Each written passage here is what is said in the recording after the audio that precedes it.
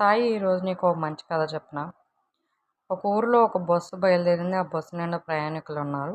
ఆ బస్సు కొంత దూరం వెళ్ళిన తర్వాత పిడుగు పడడం స్టార్ట్ అయింది. చాలామందికి భయం వేసింది. మళ్ళీ కొంచెం దూరం వెళ్ళాక మళ్ళీ కొంచెం దూరంలో మళ్ళీ ఇంకో పెద్ద పిడుగు పడింది. అయితే అందులో ఉన్న జనం అంతా ఇందులో ఎవడో పిడుగుగన్నం ఉన్నవాడు ఉన్నాడు. అయితే వాడు ఒక్కడి కోసం మిగతా వాళ్ళందరూ చనిపోవడం ఎందుకు. అయితే దూరంగా ఒక చెట్టు ఉంది. ఆ చెట్టుని ఒక్కొక్కరికి వెళ్ళి ముట్టుకొని వద్దాం. ఎవరైతే పిడుగుగన్నం ఉన్నవాడు ఉంటాడో ఆడి మీద పడి ఆడు చనిపోతాడు. మిగతా వాళ్ళందరూ బతుకుతాం అనుకుంటారు. అయితే బస్సులో ఉన్న వాళ్ళందరూ కూడా ఒక్కొక్కరుగా వెళ్ళి అందరూ దాన్ని ముట్టుకొని సేఫ్గా తిరిగి వస్తారు. అయితే లాస్ట్కి ఇంకొక అతనే మిగిలాడు. అందరూ అనుకుంటారు వాడు వెనక చూసే వీడే ఆ పిడుగు పడాల్సిన దురదృష్టవంతుడు అని. అయితే అతను కూడా చాలా సందిగ్ధంలో మొహం అంతా డల్గా పెట్టి ఆలోచిస్తూ ఉంటాడు.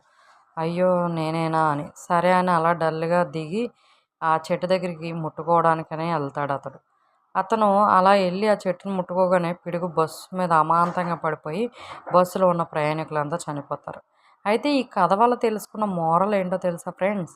ఒకడి దురదృష్టం ఎవరికీ అంటుకోదు, కానీ ఒకడి అదృష్టం 10 మందిని కాపాడుతుంది.